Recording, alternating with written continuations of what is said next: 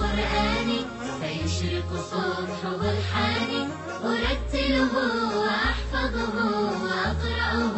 بمعاني أسير بدرب قرآني ربيعي أنس أيامي صديقي بوح أحلامي شفاء الهم والشقوى يداوي جرحي دامي ربيعي أنس أيامي صديقي بوح أحلامي شفاء الهم والشقوى يداوي جرحي دامي ولما تهت ثم أتيت لدرب كلام رب البيت وجدت النور والسلوى مع القرآن اهتديت مع القرآن اهتديت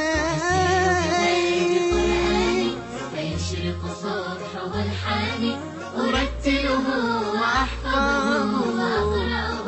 بمعاني أسير بدرب قرآني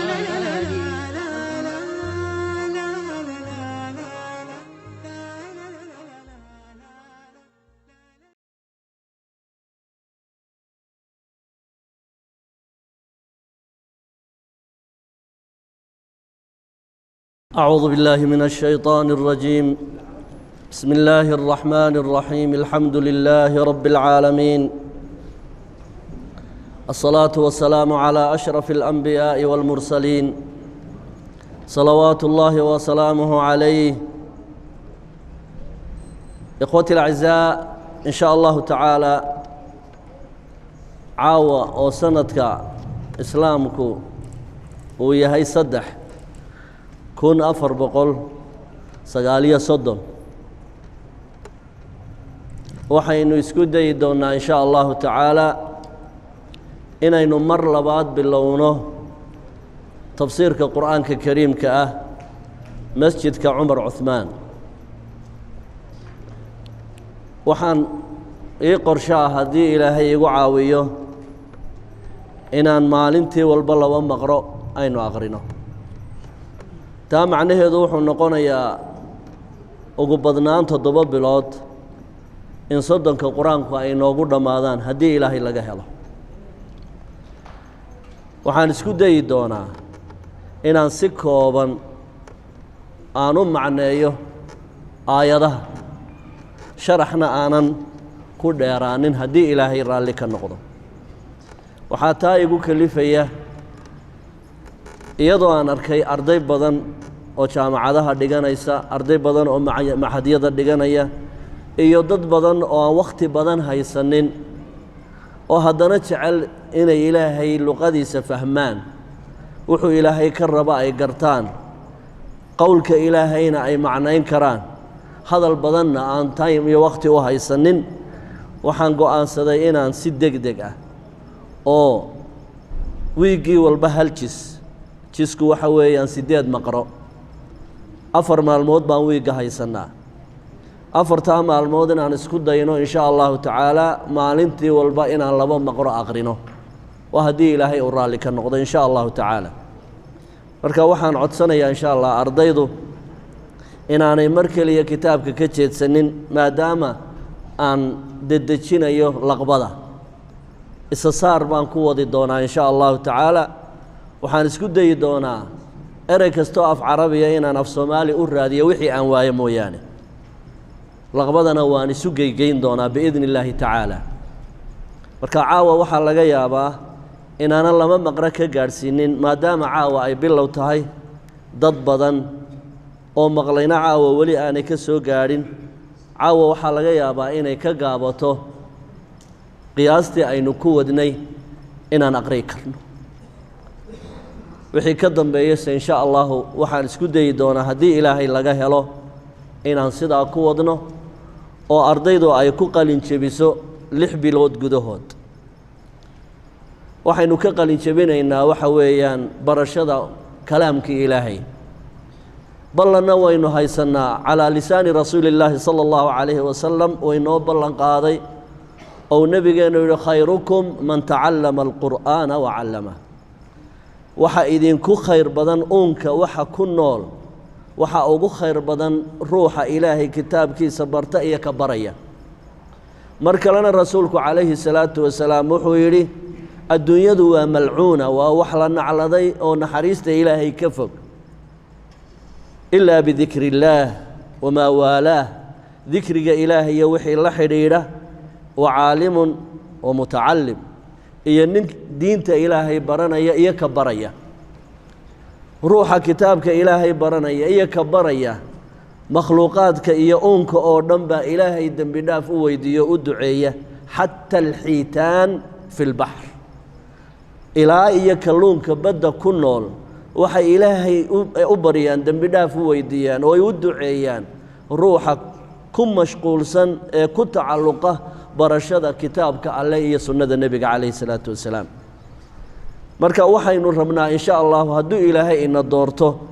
inaynu qowmkaa ilaahay jecel yahay aan ka mid noqonno biidni illaahi albaari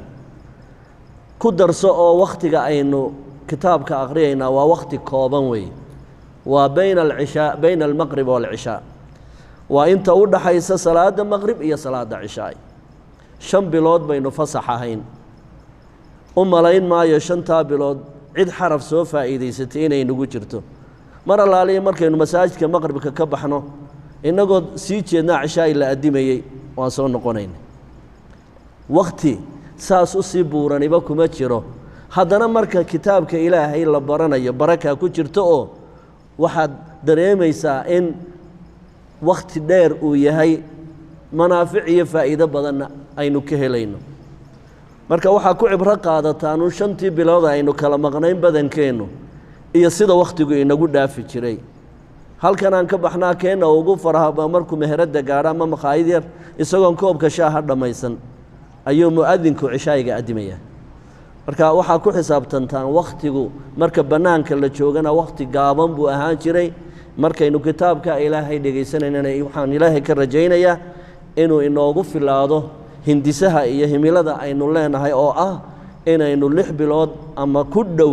aan tafsiirka qur'aanka kariimka 30 suuradoodba 30 jisba in sha allahu tacaala aynu ku khatino ilaahay hadduu inaga aqbalo kitaabkan qur'aanka kariimka ahi waa 114 suuradood 114 suuradood suuradahaas 2 qaybood ayaa loo qaybiyaa qayb waxaa la yidhaahdaa maki waana 68 suuradood weeye inta kale ka soo hadhayna madani baa la yidhaahdaayo waa inta waxaana looga jeedaa 13 sannadood ee nebigu maka ku noolaa qur'aankii soo degi jiray ee soo degay ayaa magacaa la siiyaa maki baa la yidhaah markii uu nebigu maka uu ka haajaray ee madiine uu u guuray qur'aanka soo degay waxaa la yidhaahdaa madani baa la yidhaahdaa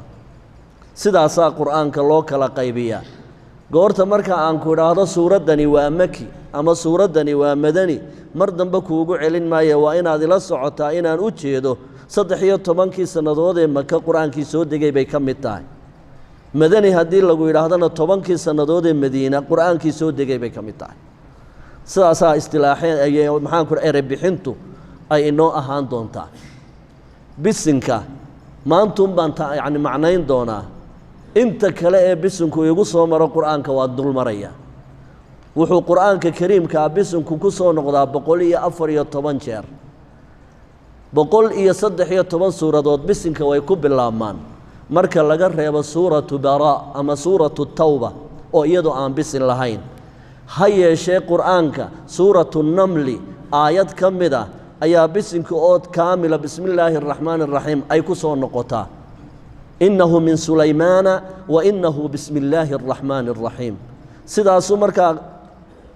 aayaddani ay noqonaysaa 114 jeer ayay qur'aanka kariimkaa ku soo noqon doontaa waana aayad fadligeeda aad ka fahmaysaan jamiica suwari alqur'aani ila atawba bisinkaa ugu horeeya nebiguna wuxuu yidhi calayhi salaatu wasalaam shay kasta oo dan laga leeyahay ama muraad iyo barako laga maagan yahay oo aan bisinka ilaahay lagu bilaabin fa huwa abtaru go'aan iyo macguul lagama gaadho waa daba go'an yahay marka bisinka hal mar baan macnaynayaa oo maanta insha allah dibna ugu noqon maayo waan dul mari doonaa waxaa kaloo aan macnayn doonaa acuudu billaahi min ashaytaani arajiim oo aan misxafka qur'aanka ah ku oolayn suuradahooda iyadoo amara ay ku timi waidaa qara'ta alqur'aana fastacid billaah haddaad qur'aanka akhriyayso acuudu billaahi akhriso taana mar baan macnaynayaa dib ugu noqon maayo in sha allahu tacaala waxaynu ka bilaabaynaa suuratu alfaatixa oo qur'aanka awalkiisa marka tartiibta loo eego awal iyo aakhir baa qur'aanka loo qaybiyaa awal iyo aakhir awal iyo aakhirku waxay ku kala rogmaan walyatalataf walaa yushciranna bikum axada walyatalataf aayaddaasay ku kala rogmaan awalka iyo aakhirku marka awalka waxaan ka bilaabi doonaa suuratu alfaatixa markaan suuratu alfaatixa aqriyo waxaan dib ugu laaban doonaa aakhirkaan soo bilaabaya oo suurat annaas baan ka bilaabaya sababtuna waxay tahay baahida ugu badan qur'aanka ugu badan ee dadkeennu ay barteen markay macaamadaha ku jireen waa intaa hoose weeye waana intay ku tukadaan ruuxu waxaanuu aqriyayo hadduu macnihiisa fahmayana wuu khushuucaya haddii aanu macnihiisa fahmayna wax allaaliya wax macnaa u kordhin maayo maadaama leyla nahaar aynu la noolahay aakhirka kitaabka qur'aanka ah waxaa ila fiicnaaday inaan aakhirka marka hore jilcinno si ruuxa salaada tukanaya ama qur'aanka akhrisanaya uu macnaha kalaamka ilaahay uu u fahmi karo ama ugu khushuuci karo suuratu alfaatixa laba jeer baan macnayn doonaa haddii ilaahay yidhaah markan maanta aynu bilaabayno waan tafsiirayaa marka aynu khatimayno suuratulbaqara aan dhammeeyana waan macnayn doonaa sababtu waxay tahay suuraddan suuratulfaatixa laba jeer bay soo degtay sida culimmada tafaasiirtu ay tilmaamayaan mar makay ku soo degtay oo waa maki marna madiinay ku soo degtay oo waa madani markii ay maka ku soo degtay wakhtigii salaadda wax cibaado ilaahay ina faray oon towxiidka ahayn salaadda ugu horraysa soomka iyo sekada iyo maxaanku dhaha xajka iyo kuwaasoo dhammu madiinay ku soo degeen acmaal la qabtoo cibaado ah oo waajib ah oo farad ah waxa ugu horreeyey salaadda salaadduna waxay ku soo degtay maka zamankii la odhan jiray caamulxusni ee nebiyullaahi moxamed calayhi salaatu wasalaam labadii garab uu gaashaansanayay uu waayey sayidinaa khadiija radia allahu tacaala canha iyo adeerkii abu aalib markii ay dhinteen ee ay gaaladu ku soo dhiiradeen ayaa ilaahay wuxuu u soo dejiyey qur'aanka suuratu salaada kolkaasuu ilaahay faray muslimiintu yidhi wastaciinuu biالصabri wالصalaaة wainaha lakabiiraة ila calى alkhaashiciin markay culimmadu deliilinayaan suuratu alfaatixa inay laba jeer soo degtay waxay idhaahdaan qur'aankii markuu salaada nebigu tukinaya maka suuratu alfaatixu aqrii jiray madiine markii la yimidna nebigu calayhi salaatu wasalaam isaga oo saxaabadiisii dhex fadhiya ayaa nebigu wuxuu ku yidhi calayhi salaatu wasalaam sanqadh bay maqleen saxaabadu albaab la furay sida uu jiiq u yidhaahdoo kaley maqleen markaasuu nebigu yihi calayhi salaatu wasalaam sanqadha miyaa maqlaysaan markaasay yidhaahdeen haa wuxuu yidhi albaabbaa la furay samada ku yaalla maanta ka horow lama furin malag baa ka soo degaya maanta ka horow adduunyada muu imanin laba hadiyadood oo qaaliya buu inoo wadaa malaggaasi waa labada aayadood ee ugu dambeeya suuratulbaqara iyo suuratulfaatixa labadaasuu siday malaggaas abidkiina muu imanin adduunyada maalintaa ka horow markaana way soo degtay kolkaasaa nebigu calayhi salaatu wasalaam wuxuu tilmaamay saxaabadiisa uu dareensiiyey meeqaanka iyo martabada ay ilaahay agtiisa ka joogto suuraddani wuxuuna asxaabta ku yidhi asxaabtaydaay suuraddan towraadna laguma sheegin injiilna laguma sheegin kitaabka qur'aanka ana kuwa ugu qiimaha badan bay ka mid tahay xadiid saxiix bukhaari ku yaalla baa nebigu wuxuu la hadlay calayhi salaatu wasalaam nin saxaabiya oo la odhan jiray abu saciid almucalla وحكو يري وحان كبري دونا سورة هي أعظم من صور في القرآن سورة بان كبري يا أقعلس أو أقوين قرآن كريم كأه مساجد كي قالين مركو بحيي أيو isagoon u sheegin buu saxaabigii gacanta qabtay wuxuu yidhi nebi alla waa adiga iigu ballan qaaday intaynaan masaajidka ka bixin suurad aad iyo aad u sha'ni weyn inaad i bari doonto waa runta wuxuu ku yidhi alxamdu lilaahi rabbi alcaalamiin hiya sabcu almathaani waalqur'aan alcadiim alxamdu lilaahi rabbi alcaalamiin waxa weeyaan waa suurad qur'aanka kariimka ah ugu sha'niga weyn leh waana sabca almathaani كإلهي قرآن كيسا وكويري سبعا من المثاني والقرآن العظيم تضبط صون نقضة إيا قرآن كعظيم كأبو إلهي كشيغي إني سورة الفاتحة تاي مركا وا سورة صون نقطي أو سودجيتان كان وي أصون نقطي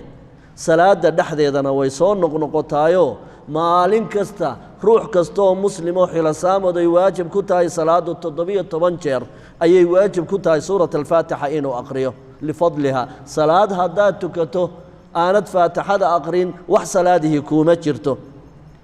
مركا وحو نبينا الشيخ عليه الصلاة والسلام سورة الفاتحة شأني قيدة وحلا كوبي كرئناني أهين علماء إسلام كنا وحي تريان أسماء سورة الفاتحة وحاني قارسيان إلا الله بيه طبعا مقع سيدا إمام سيوطي وكتبه سكو شيخيو وحاكم إذا سورة الفاتحة وحاكم إذا سورة الشافية وحاكم إذا سورة الكافية وحاكم إذا أم الكتاب إي أسماء كلو بدن إلا الله بيه طبعا أي كجارسيان علماء الإسلام كو أسماء ذا سورة دني أي لا ضحي بسم الله أعوذ بالله من الشيطان الرجيم أعوذ وحان مجنجليا بالله ألا مجنجليا من الشيطان شيطان كان إلهي كم مجنجليا شيطان كي الرجيم اللحوري شيطان كلمة وحي كتب الشيطان شيطاننا وحوي وروح مركو أتكادو فوقادو او حكم الديد كان نقضه معنقق او نقضه ويه أيا شيطان ليرا شيطان كوا مخلوق الدنيا إن قولان نول إسقوا إن أركي إنه أينان أركين إنه يراكم هو وقبيله من حيث لا ترونه والشيطان بالود كردكتي إنه حمها ألوصه أو خلائق ذا بنا آدمي يثقلين إنه اللوميه من شيخا أيا وحو الدمع إنه تربيه أرضي ويسقوا برباريني وحو كويري ما عندها يوم حدي أتكب بحضه أي عربسا أو ميل إلالينيا أو كوغو صوفكضه أيجي محاد كيالي دونتا وحو كويري فرقان دقح كبو سنة وان اسكا عابن انتهي ليك بعد اسكا علين كرتا مدردر با مركا ويسل حيقيسان لبدينو با سيدا سكر روم بانكو برا يابويري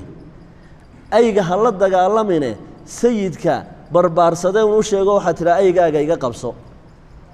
isagunba ka joojinayo jooji markaas aad iska dhaaf shaytaanku waa ay edeb daran oo hawl badan sayid buu leeyahay waa alle haddaad shaytaanka iska celistiraahdo iskama celin kartid oo waxaan daalin waa madaale rabbigii abuurtay ka magan gal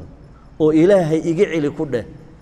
adigu ma arkaysid isagu wuu ku arkayaa marka inaad ka acuudu bilaysatood ilaahay ka magan gashaa kaaga hawl yar inaad adigu tiraa anaa iska celinaya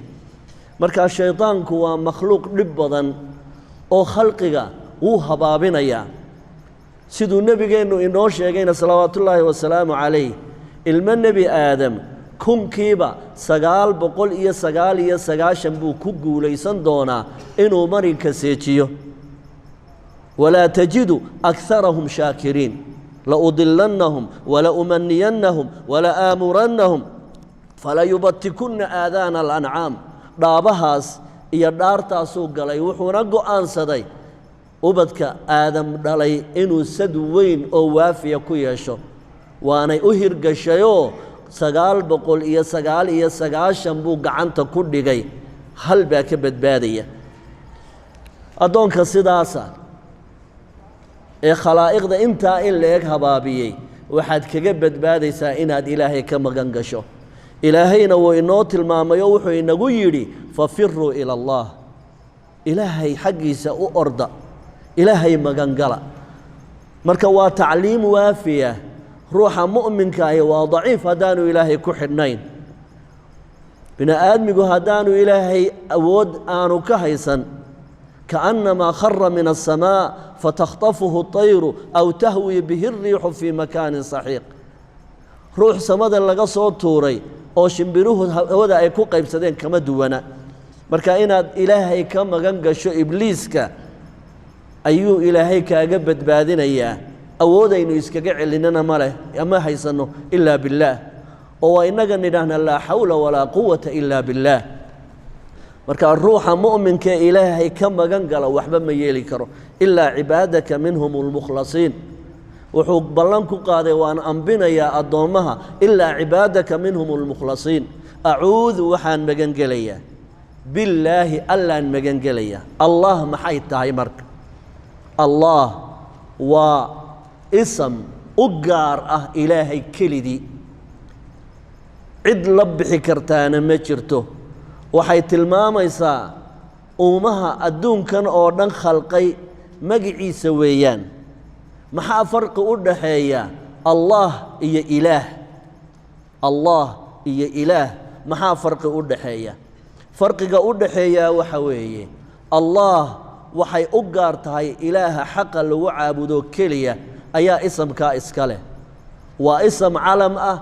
oo u gaara ilaahay kelidii lagu sameeyo weeyaan ilaahna waxaa looga jeedaa wax kasta oo la caabudo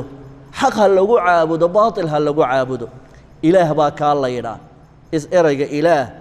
waa wax kasta oo la caabudo baa ilaah la yidhaa ama xaq ha lagu caabudo ama baatil ha lagu caabude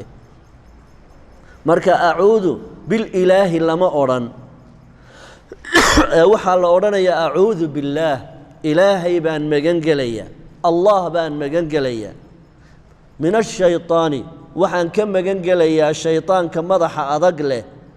ee macangaga a baan ka magan gelaya macangagii alrajiimi la xooray ee laga dheereeyey naxariista alleh bismi illaah abda'u waxaan ku bilaabayaa kalaamkan iyo qowqan qur'aankan kariimka ah abda'u waxaan ku bilaabayaa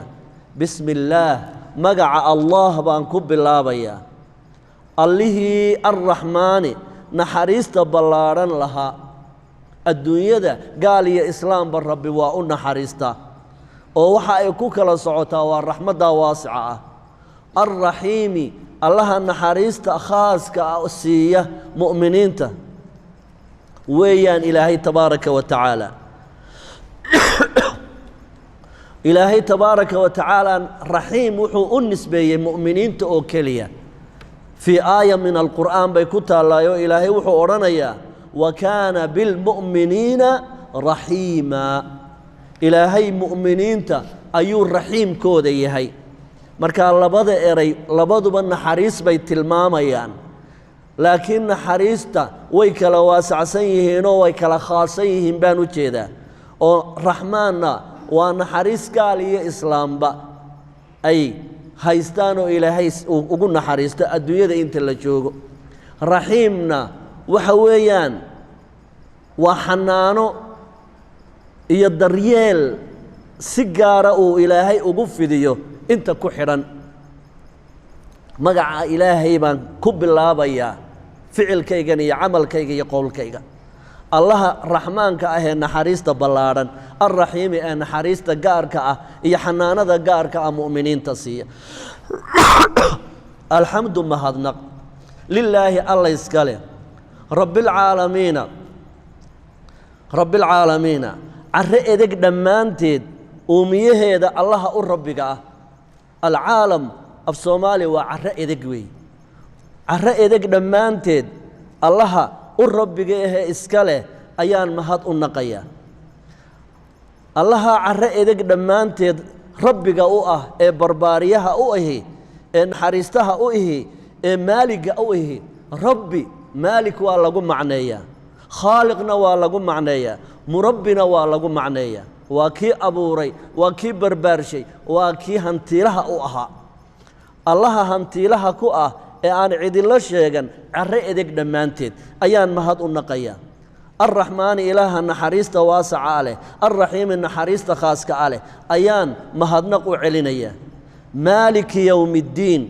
allaha maalig mulkigooda leh iska leh ee hantiilaha u ah yowma addiin maalinta diinta ee yowma alxisaab baa laga wadaa maalinta la isxisaabinayo marka maalik baan aqriyo alif baan ku taagay maalikna waxa weeye hantiilaha waxa qiraa'o kale oo sabciye ah malik baa iyana ah wamaaliki yowmi ddiini raawiihi naasirun labadaa sheekh baa iska leh maalik melikna culimmada kaleo dhan baa akhrido toddobada ka mid ah marka melikna waa boqor maalikna waa mulkiile hantiile waxaan mahad u naqayaa rabbiga iyo barbaarshaha iyo khaaliqa carre edeg dhammaanteed naxariis badnaha naxariista gaarka ah leh boqorka maalinta xisaabta ayaan mahad u celinayaa iyaaka adiga oo keliya un baan rabbiga sifadaa lahow nacbudu ku caabudaynaa wa iyaaka adiga un baanu kelida nastaciinu kaa gargaar dalbanaynaa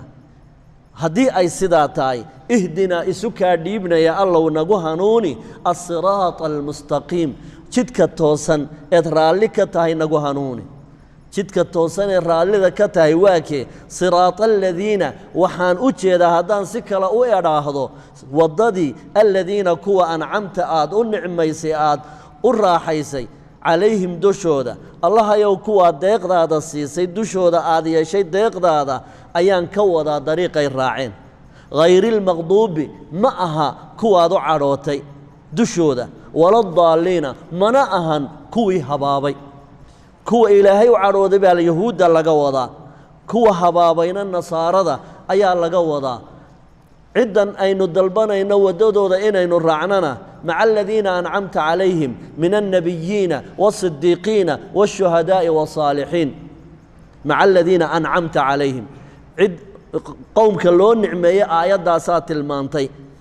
safka aad doonaysa inaad ka mid noqotona ee aad mar walba salaada dhexdeeda aad ilaahay ku baryayso inaad ka mid noqotona maca alnabiyiina waasidiiqiina waashuhadaa'i wasaalixiin afartaa qowm ayay soo gelayaan oo aad ilaahay ka baryaysaa waxaad ilaahay ka magan gelaysaa inaad ka mid noqoto dariiqii yahuudda inaad raacdo iyo dariiqii nasaarada yahuudda kuwa lumay baa la yidhaahdaa nasaarada yahuudda kuwa loo cadhooday cadho ilaahay ku dhacday baa la yidhaah nasaarana waxa weeyaan waa nimanka ku abtirsada nebiyullaahi ciisa ee inuu ilaah yahay aaminsan ama ina ilaahay aaminsan weeyaan قال الله تبارك وتعالى إلهي وحيدي بسم الله الرحمن الرحيم قل أعوذ برب الناس ملك الناس إله الناس من شر الوسواس الخناس الذي يوسوس في صدور الناس من الجنة والناس سورة هي سورة كهر الرئيسية اللي يراهدو الفلق اسكمر بيسودجين وأنا كوية طبعا آيادات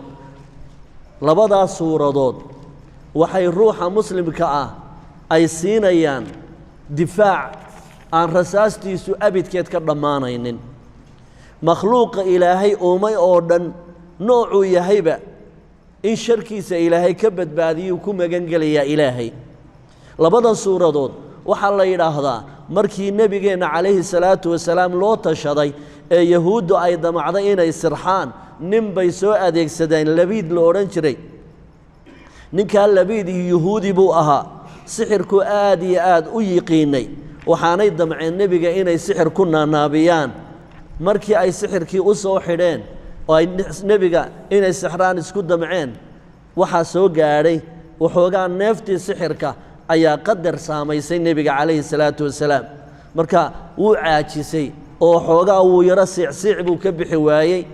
markaasaa nebiga calayhi salaatu wasalaam ilaahay wuxuu u soo dejiyey labadan suuradood magacoodana waxaa la ysku yidhaha almucawidatayn labada lagu magan galo ayaa la yidhaahdaa qul waxaad tidhaha nebi allow acuudu waxaan magan gelayaa birabbiinnaasi bini aadmiga iyo insaanka allaha uumay baan magan gelayaa maliki nnaasi boqorka bini aadmigaan magan gelayaa ilaahi nnaasi ilaaha xaq lagu caabudo ee dadka abuuray baan magan gelayaa bini aadmigaa marka hore la xasuusinayaa in axadka barbaariyey ee abuurtay ee arsaaqa inuu alle yahay cid kale aanay abuuran oo qul acuudu birabbi nnaasi bay ka tarjamaysaa meliki nnaasina waxay ka tarjamaysaa wakhtigii qur'aanku uu soo degayey uunka dhammaantii mugdi bay ku jireen adduunyadana waxaa ku amar ku taaglaynayay niman boqorra sheegta oo aan bini aadmiga ra'yi iyo maskax midna u oggolayn oo ihaanaystay wax kale may rumaysnayn waxay aaminsanaayeen boqorrada adduunka ka taliya ee room iyo faris ka talin jiray ayay aaminsanaayeen dadkan qur'aanku ku soo degay carabta ana waxaa si toosa u maamuli jiray nimanka romaaniyiinta la yidhaahdo ayay aada ugu xidhnaayeen boqorrada room ayayna ka amar qaadan jireen markaasaa ilaahay wuxuu qalbigooda ka daadinayaa dareenkii ahaa bini aadmi unbaa melik noqon kara markaasuu ilaahay wuxuu tilmaamayaa boqorka runta ahi inuu ilaahay yahay masalada labaadee ilaahi nnaasi kacbada 360 sanam oo ilaahya laga dhigtabaa sidaa ugu gaaraa ilaah kaleba dadku may rumaysnayn si taa qalbigooda looga hurgufo ayuu rabbi wuxuu u tilmaamayaa ilaaha xaq lagu caabudo ee insaanka ilaaha u ihi inuu rabbiga waaxidka ay yahay sidaasaa markaa la isu daba dhigay yaa idin rabbiya yaa idin abuuray alleh yaa boqorkiinna ah alleh ilaaha xaq idinkule inaa caabudaan waa kuma waa alleh oo dareenkii ku daambusay ee ku raagay quluubtooda ragaadiyey ee boqor kaloon bini aadmi ahayni ma jiro iyo ilaah kaloo aan sanam ahayni ma jiro ayaa laga hurgufayaa oo waxay odhan jireen ilaahay waxaa ka awood badan boqorrada oo ilaahay wuxuu xaq u leeyahay kaniisadaha keliyahun inuu ka taliyo bannaanka kalena ilaahyada kalaa iska leeya boqorrada dacmaa lilaahi lilaah wamaa liqaysar liqaysar baa halqabadkoodu ahaa ilaahay ma kaniisadaha u daa bannaankana waxaad u daysaa boqorrada tii sidaa ahayd baa la leeyahay maya macbadkana ilaahay baa u rabbi ah bannaankana ilaahunbaa kuu ilaah laba ilaah ma lihid qul waxaad tiraa nebi allow acuudu waxaan magan gelayaa birabbi nnaasi rabbiga dadka meliki nnaasi boqorka dadka ilaahi nnaasi ka xaq lagu caabudee dadka abuuray baan magan gelayaa min shari waxaan ka magan gelayaa sharka u alooso alwaswaas midka xumaanta ku aqriya qalbiga bini aadmiga ayaa waswaas laydhaa alwaswaasi midka yacni waswaasiya ee wiswiska ku rida ee hadallada iyo facaaisha qaldan ku aqriya quluuba annaas alkhannaasi ee gabbashada badan leh kelmaddaasi kugu soo noqon mayso alkhannaas min alkhansi bay ka timidoo waa dhuumashada midka dhuumashada badan loo shaydaanka loo jeediyo ka kaleeto ee insiga aba waxaan magan gelayaa ilaaha sifooyinka ale min shari lwaswaasi midka waswaasiya ee tashwiishka ku fura quluubta bini aadmiga alkhannaasi ee marka la fahmo gabbada alladii kaasoo yuwaswisu quluubta fasahaadiya alladii kaasoo yuwaswisu fasahaadiya fii suduuri nnaasi laabaha dadka oo min aljinnati waannaas oo weliba isugu jira jinna wuu leeyahay kaa quluubta fasahaadiya waannaasi bini aadmina wuu leeyahay midkaa quluubta fasahaadinaya oo shaydaanku shayaaiina alinsi waljinni labaduba way jiraan waxaana shar badan shaydaanulinsiga oo haddii uu ruuxu xakamo goys yahay acuudu billaahi min ashaytaani rajiim kaaga waaban maayo ilaa aad go'aan raganimo la ka qaadato mooyaane marka labada shaydaan waxaa shar badan shaydaanulinsiga qul waxaad tidhaa nebi allow acuudu waxaan magan gelayaa birabbi alfalaqi wax kasta oo kala dhambalma wax kasta oo kala dilaaca ilaaha abuuray baan magan gelayaa waagu wuu dilaacaa nolol horlaa ka dhalata ugxantu way dilaacdaa xayawaan baa ka soo dhex baxa ininyuhu way dilaacaan geedaa ka soo dhex baxa wax allaaliya wixii kala dhambalme ee yacni kala dilaaca allaha u rabbiga ah ayaan magan gelayaa min shari maa khalaq wax kastoo uu uumay sharkoodaan ka magan gelayaa ومن شر وحان كما جنجل يا شركة غاسق مجدق إذا قرت وقب وصوغل إذا دخل وقب أي دخل غاسق نوى مدوغ هبينكي وحان كما جنجل يا إلهي هبينكم مركو الدمو شركة وليهي هبينكي توغو اسمركا سوغو دا masaskuna markaasay dariiqyadaysa soo taagaan habar dugaag oo dhani markaasay ugaarsadaan ninkii shirqool doonaya mugdiga habeenku la haadsada ninkii hasaawo iyo macaasi doonaya habeenkii ayuu soo baxa inta badan macaasidu waqtiga madowga iyo habeenkii ayaa lala haadsada waxaas oo dhanna waxa ka imanaya cadho ilaahay baa ka askumaysa ومن شر وحن شر ما كما جنجل يا إلهي غاسق مجدق هبينمو إذا قرتي وقب وصوغل ومن شر بان إلهي كما جنجليا النفاثات كوا أفوفا في العقد قنت مها سحر كا كوا إرياض سحر كا كوا أفوفا ضدك سحريا شركو دان إلهي كما جنجليا ومن شر بان إلهي كما جنجليا حاسد روح حاسد كيه إذا حسد مركو حاسد ما أدقاقو قسمة إلهي بانو رالك أهين حاسدك وحي إلهي قيبيي بوكرر فيايو أو آدي آدو أولميا علي أمر بوك قاضيا هذا نوح بك أما تريكرو إسقنا وإسكوبيا قلبي كيسنا وجبنايا عمل كيسنا وبربرينيا حاسد بالله يرهضايو الدنيا ده وحفسات كنعيا وحويان بقى لمرة شو واحدة لنا مضون تقوي بسم الله الرحمن الرحيم قل وحاتنا النبي الله هو إلهي الله هو الله أحد سورة الإخلاص بالله يرهضا صدح جير هداد أقرده فضلك قرآنك أوردن ولا أقريا بعد هليسا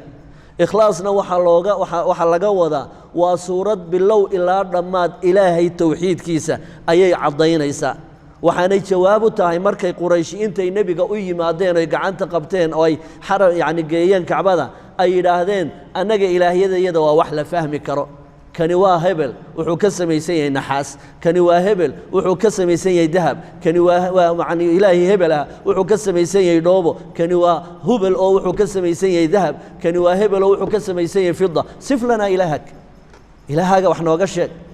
نوصفه أو النصارى أتمي أو يراهدين أنك إلهي يجي والله يقانا وعيسى أيادنا النصارى يعني مساس مركي يراهدين بل إلهك وإحنا وقشك أيو ربي إسا صفين يا تبارك وتعالى قال الله تبارك وتعالى قل وحاتي رهضا هو الله إويدين إيسان الله والله مقعاله أحد كليبا كويا هاي أبورك أونك آئذل كليبا كويا هاي إله نمدا الله هو الله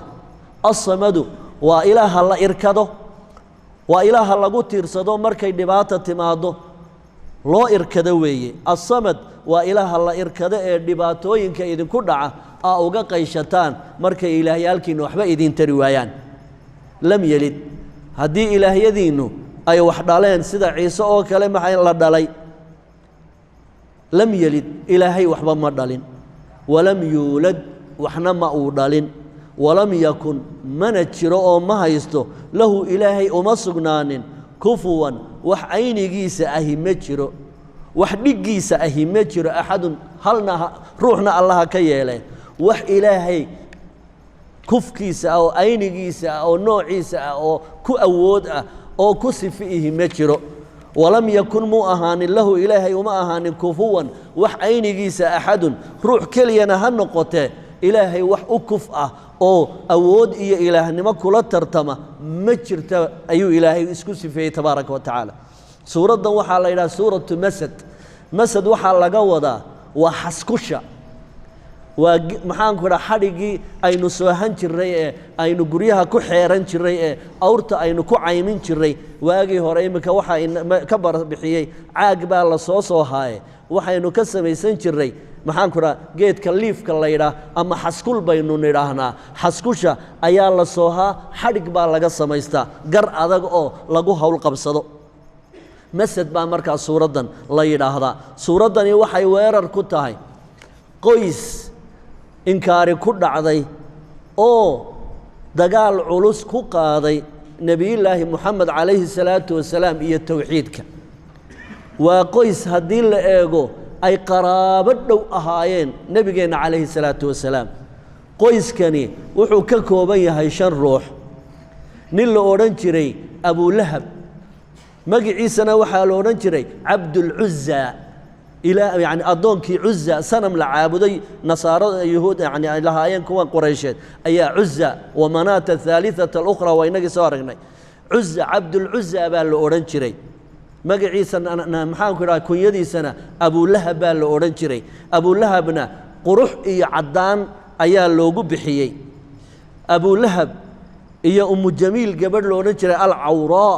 way cawarayd waxay walaalo ahaayeen abu sufyaan binu xarbi ayay walaalo ahaayeen gabadhaasi dagaal adag bay diinta rabbi ku qaaday waxay lahaan jirtay silsilad weyn oo dahaba markaasay silsiladdii iibisay si ay ula dagaalanto diinta rabbi tabaaraka wa tacaala iyo nebiga waxay samayn jirtay intay xadhig qaadato iyo bannaanka u baxdo ayay xansas iyo qodax soo qaadi jirtay oo ay dhabarka ku soo xambaari jirtay goortaasaa waddada nebigu uu u marayo xaramka ayay habeenkii wakhti mugdiya ku daadin jirtay si ay nebiga ugu hadimayso labadaasu labadii wax dhalay bay ahaayeen saddex wiil bay kala dhaleen ayay dhaleen cutba nin la odhan jiray iyo mactab mid la odhan jiray iyo cutayba mid la odhan jiray saddexdaba nebiga ilma adeer ruma bay ahaayeen oo ninkan lagu leeyahay abulahab wuxuu ahaa ina cabdilmuطalib buu ahaa cabdillaahi binu cabdilmuطalib iyo abulahab binu cabdilmuطalib waa laba walaala abay ahaayeen nebiga aabbihii iyo abulahab laba walaala abay ahaayeen isku aabba ah dagaal adag buu nebiga la galay haddaba cutba iyo cutayba labadaa nin waxay kala qabeen laba hablood oo nebigeennu dhalay oo ay adeer labaad u ahaayeen midi wuxuu qabay umu kulhuum midna wuxuu qabay ruqiya labadaasay kala qabeen waa cutba iyo cutayba labadaa hablood ee nebigu dhalay ayay kala qabeen maalintii nebigu ilaahay uu ku soo dejiyey diinta ee towxiidka uu ku baaqay ayuu abaajahal abaalahab intuu inamadiisii labadaha u yeedhay baa wuxuu yidhi dayro ayaa iga tihiin haddaydinaan labada habloodee ninkaasi dhalay aydinaan furin labadiiba way ku soo fureen nebiga calayhi salaatu wasalaam intaa waxaa u sii dheeraa ninka cutayba la yidhaahdo ee umu kulhuum ku soo furay maalin maalmaha ka mid a ayuu safar ugu baxay shaam markaasuu aabbihii ku yidhi kaalayow iraac waxaan soo ihaanaysanayaa moxamed baan soo ihaanaysanayaa oo aan ku soo tahakumaya ku jeesjeesayaa markaasuu nebiga u yimi calayhi salaatu wasalaam markaasuu yidhi moxamedow innii kafartu biاnnajmi idaa hawa wa biاladii danaa fatadalla waxaan ka gaaloobay waxaad akhrida ee ay ku taallo annajmi idaa hawa markaasuu nebiga hortiisa candhuuf ku tufay isagoo nebiga ihaanaysanaya horena wuxuu u geystay waa ogtiinoo inantii uu qabay nebigu dhalay ee uu qabay isagu buu ku soo furay aad buu maalintaa nebigu uga xumaaday markaasuu yidhi nebigu intuu habaaray allaahuma sallit calayhi kalban min kilaabik ilaahu addoonkaasi way dhibay ilaahow ay ayadaada ka mida ku sallid ilaahow ay ayadaada ka mida ku sallid safarkii buu galay aabbihiina wuu la socdaa safarkii markay galeen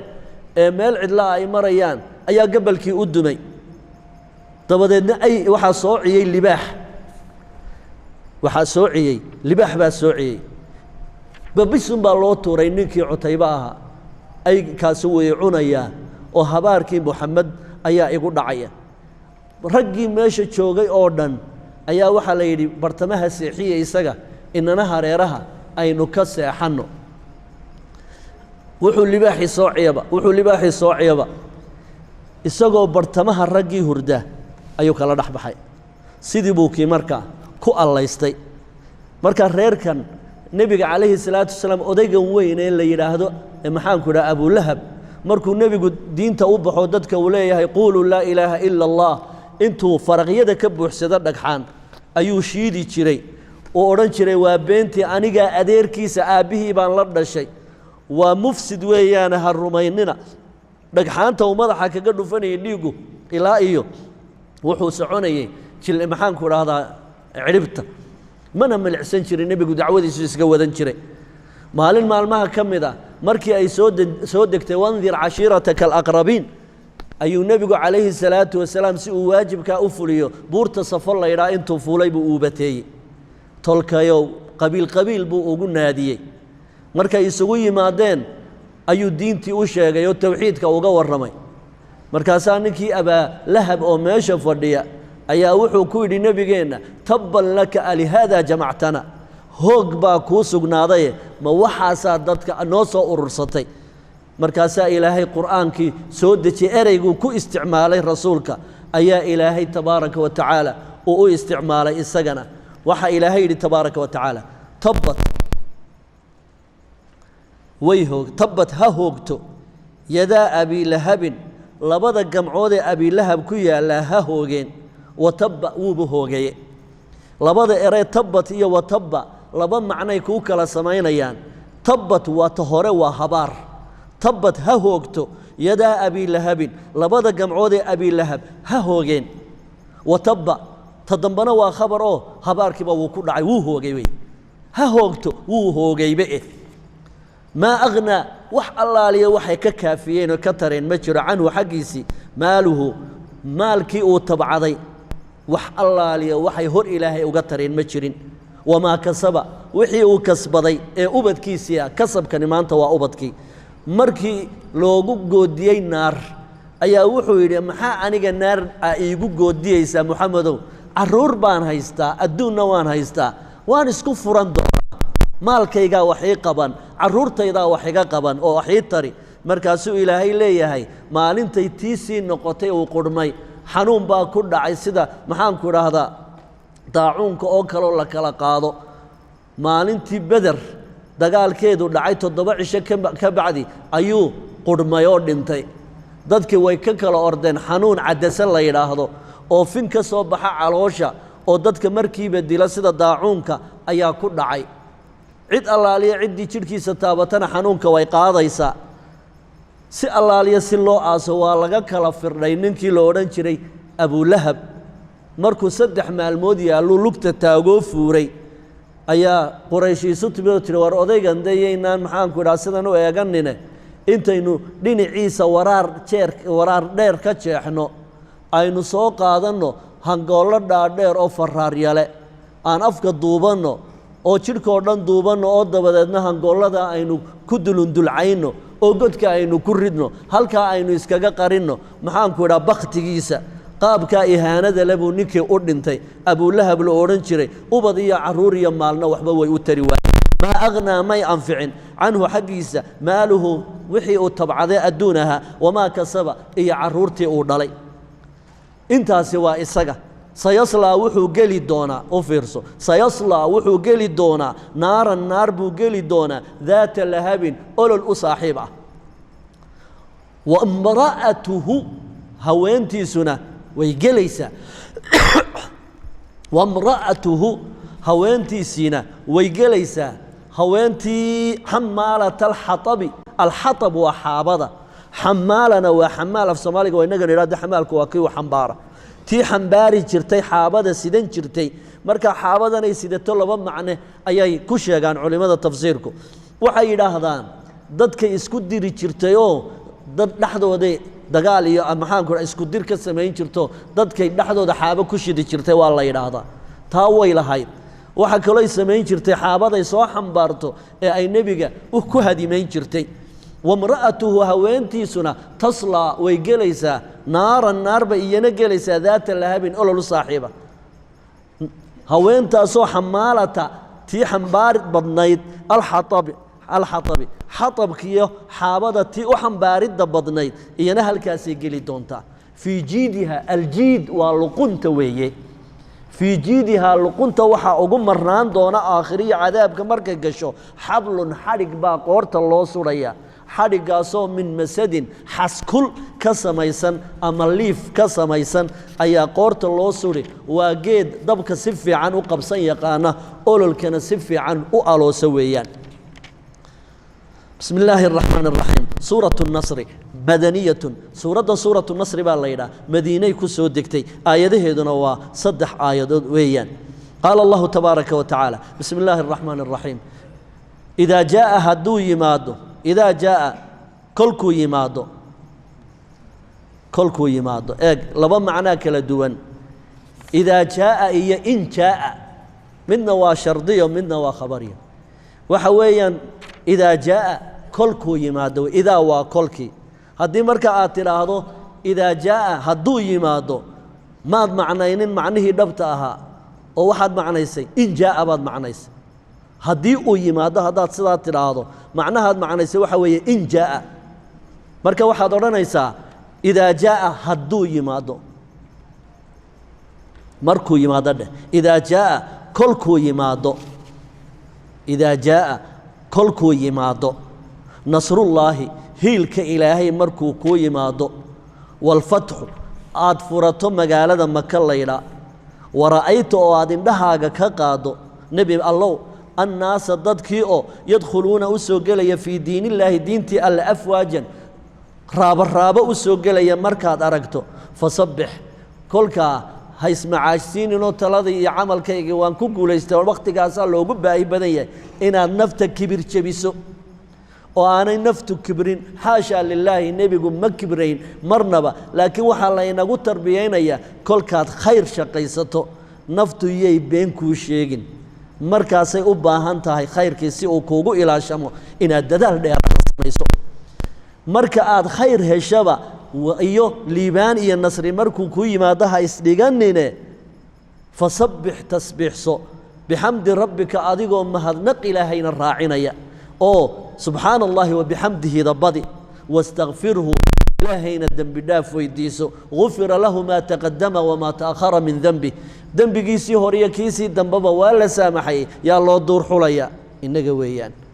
هايس أورانين واد كسو بحد حلكاغي أورانين كل دليل بعد لهداهي استغفار إلهي ويديسو إنه الله كان وحو أهادي توابا إله توبة الأقبض بلان ويان سورة الكافرون سورة الكافرون بالله وحين سودكتي مركي قالدي سين كتشري ويدي أي دفاعنا أجلي كري ويدي ضدي أتكيد السماء كسودكيسي هي كتاب كي قرآن كأمركي عابين كري ويدي أي شرق لنا وحي هذين ورنكن ضد إيه هذا الإسكجمع علين كرو الذي سنمد دفاع كرناه أينو محوجا أينو قلو محشيس أو أينو نيرانو دين هذا وأن أقولنا هاي أنا الدين تيدا أقولو أو سندنا الدين هذا عابدنا إلى هذا سندنا أنك نلا عابد إلهية يدا أو سيدا أينو نبتكو أهانو أو أينو سيدا كو وذا الدجنانو أو خام رام لبد الدينود أينو وذا الرالي قلينو أو إلهينا مرأة عابدنا كاغا أننا كويا نلا عابد مركا إلهي تبارك وتعالى ما أقول إن وحلو شريك يلا ما بمضنب إلهي إن وحلا بربر نجا ما نجا حبال العابدي وح إلهي اللي النبي محمد وأديك وحقي أركي أو إلهي حق هاي أنك أردن سميي آد فهمتي إن آد قري يردوبو يوحلي تأدي لها كردك تود سجوده معها شرفت هذا قال مركا يكوي مالنتي وقباه بدنا النبي إنه عيدا هلا أو مكتشوجي الرجي سنة لجمادة لو جارسني أيا إلهي وحليه هاي وح الله لي وحشيسة أو حق عبادة كلية لتا قلبي لبقف روحنا لبق قلبي ملأ ما جعل الله لرجل من قلبين في جوفه إلهنا مرة لجلين كرتد عدوج إلهينا مرة لجلين كرتد لبضاس قلبي مود الدقي كران شمبري لبجد مود قرطاء هبليه ولا بجوري ميدهم قال بيرهذا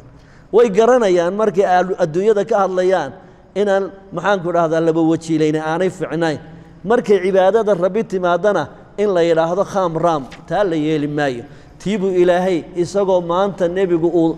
صحابتي سؤال آدي آدو تريرتاي أيال الله هاي ميا توحيد كجوز دنبيت ككو قبصدا قل وحات النبي الله يا أيها الكافرون قال يا هاي إلهي أبال يعني نعمتي سيقارسي كافر وحلا يراه ويعني كفر وقريوي مركا كون إلهي نعمتي سقاريه يوم لا أعبد ما عابد يا أنيقو ما شيئا تعبدون عابد إساني أصنامتا ولا أنتم إذن كنا متهدين caabiduuna kuwa caabudaya maa acbudu shayga aan caabuday intaad leedihiin waa laba gardaaqaynaa walaa ana anigu ma ahi caabidun mid caabudaya maa cabadtum shaygaa caabudeen waa tawkiid uun adkayn arrinkii hore la adkaynayo walaa antum idinkuna ma tihidin caabiduuna kuwa sidan ku caabudaya iminka aa u socotaan maa acbudu waxaan caabudayo qaabkanaa u socotaan kuma caabudi karaysaan lakum waxaa idiin sugnaaday diinukum war diintiinna haystiya dhaqankiinna waliya diin ana diintayda ayaa ii sugnaatay suuratu lkowhar waa maki suuraddan suuratu lkowhar waxay soo degtay markii nebiyullaahi moxamed calayhi salaatu wasalaam uu ka dhintay wiilkiisii qaasim la odhan jiray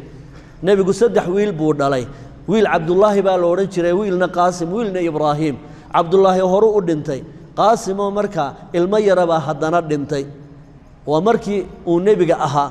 dabadeedna nimankii gaalada ahaa aad iyo aad iyo aad bay ugu farxeen geeridaa nebiga ku timi nin daalim ahaa oo la odhan jiray caas binu waa'il nin la odhan jiro oo daalim ahaa ayaa aad iyo aad u tamaashaaday oo xaflada dhigay markaasuu yidhi bishaaraysta ninkii waa laydinkaga filaaday mar haddaanu wiil taariikhdiisa dib u xambaaraba aanu haysan oo dabargo uu ku jiro ninkaas taariikhdaa masixi doonta magaciisa iyo ficilkiisaba u sabro iska badaaye arrinkaasi nebiga wuu damqay ilaan bashar buu ahaaye goortaasaa ilaahay qur'aan soo dejiyo ilaahay wuxuu yidhi ballan waxaan kuugu qaaday in magacaaguna waaro magaciisana la waayo inteenna muslimiinta nin caas binu waa'il yaqaana inaguma jiro in taariikhda uun lagu xuso mooyaane labaduba carab bay ahaayeen labaduba quraysh bay ahaayeen maanta nebiyullaahi moxamed calayhi salaatu wasalaam meel kastoo magaciisa lagu qaado waa lagu salliyaya caas binu waa'il haddii la soo qaadana lacnatullaahi calayh waxaan ahayn la odhan maayo magaciisina waa baaba'ay ubadkiisiiyo waxay ka tegeenna wax allaaliyo wax raandhiisa ma yeelanin markaasaa ilaahay tabaaraka wa tacaala nebiga ayuu u qalbi qaboojinaya wuxuu ilaahay ku yidhi innaa annagu haddaan rabbi weyne ahay acطaynaa waxaanu ku siinay ka oo adiga ah alkowhara arrin badan alkowhar wixii badan baa la yidhaahdaa khayr badan baad haysataa nebi allow si gaarana kowhar waxaa loo yaqaanaa waxa weeyaan waa maxaanku idhaahdaa balli ama waadi ku yaalla jannada oo koobabka yaalla ay xidigaha ka tiro badan yihiin caddaantiisuna ay caanaha ay ka cad yihiin macaankiisuna uu malabka ka macaan yahay qofkii mar ka badaana abidkii aanu haraadaynin waana albaabka jannada laga soo galo ayuu ku yaallaa maxaanku idhaha kowhar cid kastoo mu'minina way ka sharaabaysaa markaasaa haraad ugu dambaynaysa oo ciil iyo murugana ugu dambaynaysa waa waadigaa ku yaalla ama balligaa ku yaalla jannada ee muslimiinta oo dhan kii ugu horreeyey ka u dambeeya nebi kastaaba ha u yimaade way ka wada sharaabi doonaan adigaa kaa ku magacaabanoo iska leh innaa annagu acطaynaaka waxaan ku siinay alkowhara waadiga kowharee jannada ku yaalla adaa iska leh fasalli tuko lirabbika rabbigaaga u tuko salaadda ayaa warwarka kaa bi'in doontee wanxar dhuundhow oo markaad geela gowracaysa dhuuntaa ku dhufo naxri waxaa la yidhaahdaa qaabka geela loo gowraco debxina waxaa la yidhaahdaa qaabka adhiga iyo lo'da loo gowraca debxi baa la yidhaahdaa geelana naxri baa la yidhaahdaa marka waxa inta badan nebigu uu jeclaan jiray xoolaha kay ugu jeclaayeen carabi inuu ilaahay ku caabudo u gowraco fasalli tuko lirabbika rabbiga wanxar oo weliba ilaahay dartii u gowrac geela oo salaadan la sheegayaa waxaa la yidhaahdaa waa salaadaha ciidda oo kale ayay tilmaamayaan inna shaani'aka axadka ku dhaleecaynaya huwa isagu alabtaru isagaa daba go'an isagaa goblanoo abtar waxaa la yidhaha waxaan taariikhi ka hadhin baa abtar la yidhaha inna shaani'aka axadka ku dhaleecaynaya ee caas binu waa'il iyo kuwa la midka kuwaasaan taariikh ka tegi doonin baa ilaahay ashaani waxa weeyaan waa qofka cadaawadda iyo xumaanta qofka u hayaaba la yidhaha bismi illaahi araxmaan araxiim suuratu lmaacuun suuraddan suuratu lmaacuun baa la yidhaahdaa waxayna ka kooban tahay 7 aayadood suuraddani 2 qoys bay ka hadlaysaa oo xumaantoodana ay naga nahyinaysaa oo ay noo tilmaamaysaa waxay suuraddani ka warrami doontaa nimanka kufaarta la yidhaahna aakhiro rumaysnayn iyo siday bini aadmiga u ihaanaystaan ee aanay naxariis u lahayn ee ilaahay agoommada ilaahay aabbahood ka qaaday ay u dullaystaan iyo munaafiqiinta oo markay cibaadaysanayaan cibaadadoodaasi aanay macno weynba u samaynaynin oo hadday cibaadaysanayaanna ajri aan filanayn hadday iska daayaanna waa laydin ciqaabi aan lahayn waxaa kaloo inoo sheegaysaa suuraddu inaynu waxay naga reebaysaa inaynu xidhiidhka maxaanku idhaha jaarka iyo dadka wada nool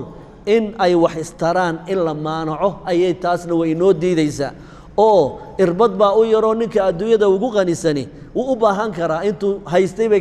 ka qarsoomi kartaa marka adeeg yar lagu weydiisto ama jaararku ilaan intaa way isu baahanayaane wixii baahi ee aad gudi karto ha cishanin waa bakhaylnimo qaala allahu tabaaraka wa tacaala ilaahay wuxuu yidhi ara'ayta bal ka waran alladii midka yukadibu beeninaya biddiini maalinta xisaabta fadaalika haddaan si kale kuugu tilmaamo fadaalika kaas qiyaamaha beeniyey alladii waa midka yaducu tukhaantukhinaya intuu luqunta qabto hamboorriyaya alyatiima agoonka uma naxariisto waa agoon yaroo miskiin ah yaducu daca wuu tukhaantukhiyey weeye aayad kaloo qur'aana waxaan ku arki doonnaa iyadoo ilaahay ina odhanayo yowma yudacuuna ilaa naari jahannama dacan waa inta luqunta ruuxa la qabto afweynta loo tuuro oo la tukhaantukhiya daca laydhaa alladii waa midka yaducu tukhaantukhinayeen u naxariisanayne u xoog sheeganaya alyatiima agoonka walaa yaxudu inuu wax bixiyo ha joogto inuu dadka xataa ku dhiiriyo waa dadka yani u naxariista ma yeelo walaa yaxudu ma dhiirigeliyo calaa طacaami اlmiskiini miskiinka in la quudiyana ma dhiiriyo tiisa wuu haystaa xataa ta dadka kale inuu yidhaho war wax la baxa taana waa kala bakhayla fawaylun tog naareed wuxuu u sugnaaday lilmusalliina kuwa tukanaya waan tukanaynaa yidhaahda aladiina kuwaasoo hum iyagu can salaatihim salaadooda xaggood saahuuna aan danaynayn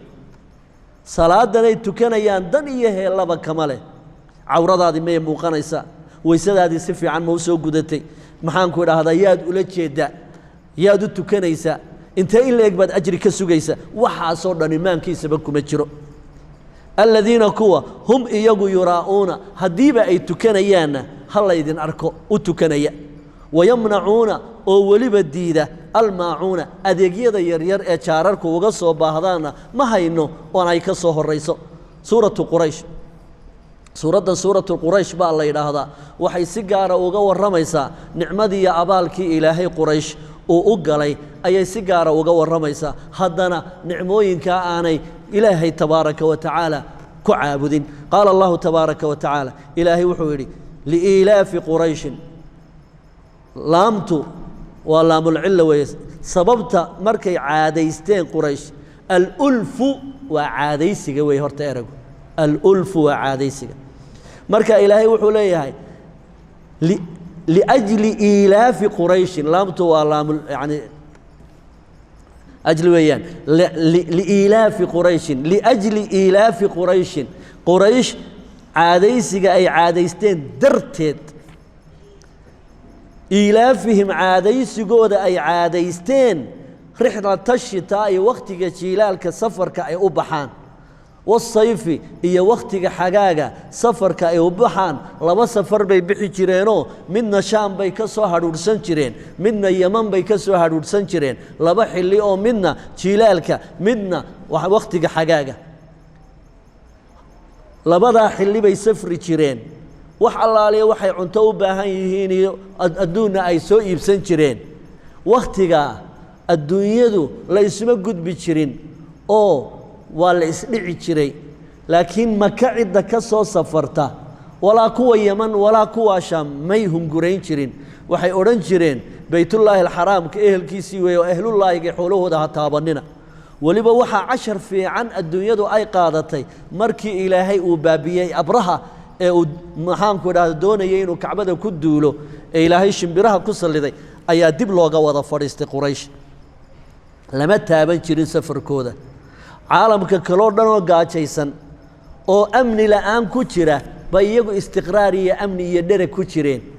buqcadda ay ku nool yihiinna geed kama baxo geed la quutaa kama baxo waa buuro yani salsaloogan oo aan geed lahayn buqcadda sidaasaba haddana wax allaaliya wixii thimaar adduunyada ka baxaysoo dhan la keenaya axad u badheerayo oo jidka u joogsanayaana aanu jirin si gaara baa ilaahay u xanaanaynaya qoladan markaasaa ilaahay wuxuu leeyahay liilaaf sababta safarka caadaysiga dheh quraysh caadaysigeeda darteed ilaafihim caadaysigooda ay caadaysteen rixlata shitaa'i safarka ay wakhtiga jiilaalka a safri jireen wasayfi iyo wakhtiga xagaaga labadaa safar haddaanay wax kaleba ilaahay ku caabudin may labadaa safarun qiimeeyaan labadaa ay caadaysteen darteedun falyacbuduu waxa kale ee nicmay haystaan oo dhan haba duugeen ee bal labadaas keliya darteed falyacbuduu ha ku caabudeen qurayshi rabba haada albeyti beydkan ay sharafta ku heleen rabbigiis uun ha ku caabudeen labadaa sababood labadaa safar alladii allihii ha caabudeen acamahum ka quudiyey min juucin aaggooda iyo gaararkooda waa lagu gaajoonaya iyaga ilaahay gaajadii waa ka quudiyey wa aamanahum uu ka badbaadiyey min khawfin cabsidii hareerahooda ka taallay ee aan la isreebayn ee qabiil qabiil loo dagaalamay iyaga laguma soo duulay armay labadaa safar ee mar walba ilaahay u badbaadiyo ee beydkan ilaahay abuuray lagu xurmaynay may labadaasun qiimeeyaan oo ilaahay ku caabudaan suuratulfiil suuraddii maroodiga suuraddan maroodigu waxay ahayd ninkii la odhan jiray abraha ee xabashiga ahaa ee haystay yaman waxaa ku duulay nimankan xabashida waxaanay qabsadeen bilaad alyaman waxaanu markaa ka dhisay meesha la yidhaahdo sanca ayuu ka dhisay meel u eg xaramka iyo kacbada markaasaa wuxuu yidhi sanadkan wixii ka dambeeya lama tegayo maka halkanaa loo soo xajiyayaa arrinkii markaa wuu socon waayey wuxuu go'aansaday horta inaanu kiisani soconayn ilaa uu kaa dumiyo kiibuu ku duulay isagoo maroodiyaal badan wata ilaa 60,000 oo ciidanana wata arrinkii kamuu macaashine ilaahay baa ku soo duulay dhammaan 600,000 ee kun ee ciidanka ahaa habaa'an manhuuran buu ilaahay ka yeelay qaala allahu tabaaraka wa tacaala sanadkaa markaa dhacdadani ay dhacaysana waxa weeye 571 markay miilaadigu ahaa waana sanadkii uu nebiyullaahi moxamed dhashay calayhi salaatu wasalaam alam tara ay alam taclam miyaanad ka war haynin kayfa facala siduu yeelay oo uu ku falay rabbuka rabbiga biasxaabiilfiili kuwii maroodiga saarnaa siduu ilaahay ku yeelay waa xabashigii abraha iyo ciidankiisii siday ilaahay u galay miyaanad ka war hayn alam yajcal miyaanu ka yeelin miyaanu ka dhigin kaydahum dhagartii iyo shirqoolkii ay wadeen fii tadliilin wax habaabay oo aan meeshii loogu talagalay dhicin sow ilaah kama yeelin wa arsala calayhim rabbi wuxuu ku soo daayey dushoodii tayran shimbiro abaabiila raxan ah tarmiihim waxay ku gamaysay bixijaaratin dhagaxaan bay ku tuuraysay min sijiinin dhoobo la adkeeyey ah sijiin waa dhoobadu markay dhagax isu beddeshaa sijiin la yidhaah oo naar ah oo yacni dab xambaarsan wa arsala wuxuu ku soo salliday calayhim korkooda ciidankii abraha dayran shimbiro abaabiila koox iyo raxan u socda tarmiihim waxay gamayeen bixijaaratin dhagxaan min sijiinin dhoobo la dhagxeeyey ah oo dhagxaan laga sameeyey dhoobo dhagxowday fajacalahum wuxuu ilaahay ka yeelay ka casfin sidii bal iyo qaran ma'kuulin la daaqay oo kale oo markay madaxaa kaga dhufato madaxu wuu firdhaadhayaa dabadeedna waa iskailaaminayaa gaalkii neefka xoolihiina marka uu qaranka daaqaya iyo balka xaggaa sare uu ka calaliyaa markaasuu iligu uu kala firdhiyaa madaxa sare shimbir waluba 3 gantaal bay wadatay mid afkay ku wadataa labana lugahay ku wadataa shimbir waliba 3 cadow bay dishay markaasuu ilaahay ka dhigay ka casfin sidii bal iyo qaran ma'kuulin la daaqay oo kale suuratulhumas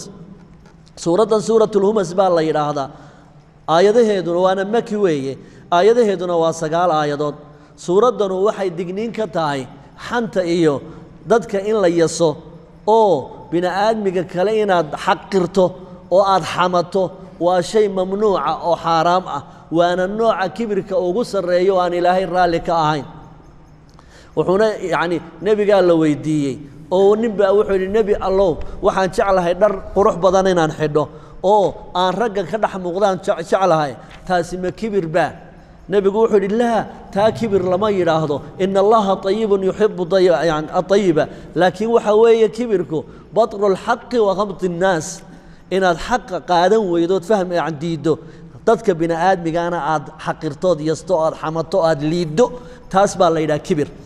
marka ilaahay wuxuu inaga reebayaa inaynu bini aadmiga yasno oo xaqiro oo xamanno oo aan liidno qaala allahu tabaaraka wa tacaala ilaahay wuxuu yidhi waylun tog naareed waxaa geli likulli mid kasta oo humasatin xam badana ah oo bini aadmiga xamta oo carabka ku xanta lumasatin oo xanto oo isha ku xanta iyo sanqashada iyo sidaa macni lumas waxa weeye waa midaan ku dhac lahayn oo qofka uu xamanayo wuxuu la xamanayaa qofka kale isagoo sansanqanayo carabka ku fiiqfiiqaya yaanu ku arkin hebelkaad xamanaysaa lumas baa la yidhaah iyo ninka badheedhahaba u xanta dadka labadaasuba naar bay gelayaan weylah alladii waxa weeyaan midka jamaca ururiyey maalan xoolo ayuu kasbadoo wuu ururshaa wacadadahu markaasuu tiro koobna ugu dhaqaaqay maalkaasuu urursadaa xoolahaasuu isagu addoon u yahayoo cabdulmaal weeye yaxsabu waxay la tahay anna maalahu xoolahiisani akhladahu inay waarinayaan si qaldan buu u fikirayoo wuxuu isleeyahay haddaad maal badan yeelato adduunyada waad ku waari waana xisaab qaldanoo waxay ahayd inuu fiiriyo kuwii isaga ka horreeyey maalka badan haystay ma waareen iyagoo maalkii toonsan yahay oo aanu isticmaalinoo ka faa'iidaysan ayay ka dhinteen nin baa wuxuu lahaa baa la yidhi ilaa iyo 200 oo neef oo adhiya Soomaali buu ahaa wuu kabalaa waddankeennay ka dhacday markaasaa wuxuu yidhi wallaahi aan caydhoobe inaan kaba ka iibsan adhigaas aan caydhoobe inaan kaba ka iibsan ayuu ku dhaartay hadduu neef intuu soo qabto wax yar uu ka iibsado wuxuu u arkayaa in xoolihiisii nuqsaamayaan waxaan u haystaa xoolahani inay noloshiisa ay mudamman ka dhigayaan ma ahan xooluhu qofka bini aadmiga ah nolosha mudamman ugama dhigaan waana xisaab qaldan in sidaa loo fikira yaxsabu wuxuu moodayaa anna maalahu maalkiisu akhladahu inay waarinayaan kallaa ha ka yaabina aaway qaaruun aaway kuwii adduunyada dhanka kale u rogay layunbadanna lawallaahi baan ku dhaartay laamtu waa dhaar lawallaahi baan ku dhaartay baa ilaahay yidhi yunbadanna in lagu xoori oo lagu tuuri fi lxutamati tii burburin jirtay xatama wuu burburiyey wey markaa naaraha ilaahay mid ka mida waxaa la yidhaha alxutama tii burburinaysay maxay burburinaysaa lafta iyo luddaba way burburinaysaa wamaa adraaka wuu soo wadaa wamaa adraaka maxaa ku ogeysiiyey maxaad ka taqaanaa maa shayga ay tahay alxutamatu xutama waxay tahay maxaad ka taqaanaa burburiya taragtarka dul maraya ruuxa ee burburinaysa maxaad ka taqaan naarullaahi waa naartii ilaahay almuuqadatu ee la hurinayey naartii la shidayey ayaa la yidhaahdaa naartaa waxaa u sifaa allatii haddaan si kale kuugu dhigo allatii waa naarta taطalicu haabanaysa cala alaf'idati quluubtay haabataa wadnayaashay u dustaa oo intay murqaha iyo lafahaba ka dusto oo laf iyo ludba dhammayso ayay wadnaha halkaa ka taaban doontaa aadamuhuna marka wadnihiisa la taabto wuu dhintaa laakiin marka aakhiro la joogo cadaabka ugu kululi intuu naarta uu qalbiga taabto aanu haddana dhimanayn waya'tiihi almowtu min kulli makaanin wamaa huwa bimayitin allatii waa midda taطalicu haabanaysa cala alaf'idati quluubtay haabataa innahaa naartaasi mu'sadatun way ku awdan tahay way ku daboolan tahay calayhim korkooda oo waa lagu muufaynayaa hilibka marka la muufaynayo sow diskiga inta lagu dado dusha haddana naar kale lagama saariyo dhuxul oo halkaa kuma muufoobo halkaasay ku halacdhoomayaan innahaa naartaas calayhim dushooda mu'sadatun way ku qafilantaho way ku daboolan tahay oo naqasku ka bixi maaye naqasku iyaduu dib ugu noqonayaa si ay cadaab kulul u dhadhamiyaan fii camadin waxay ku sugan yihiin tiirar ay calaa camadin tiirar bay ku xidhxidhan yihiin tiirarka oo mumadadatin aad loo taagtaago cimri dheer taagnaanaya camad waxa weeye waa tiirka oo intoo la xidhxidho ayaa haddana tiir lagu xidhayaa markaasaa halasihii lagu shidaya ilaa iyo qalbigay gaadhaysa ma xoqan karo ma nuuxsan karo ma dhaqaaqayo afarta adinba wuu ka xidhxidhan yahay haddana tiir buu sidaa ugu sii tigtigan yahay waa maxay qofka sidaa yeelay waa qofka maalka uu shaqaysanayay ilaah u arkaya ee isla kana wax kuu taraya ee aan ilaahay war u haynin ee cidduu doono ku durdurinaya ee cidduu doono xamanaya ee cidduu doono xaqiraya caawa halkaa cashirkeennu haynoogu joogo wabilaahi towfiiq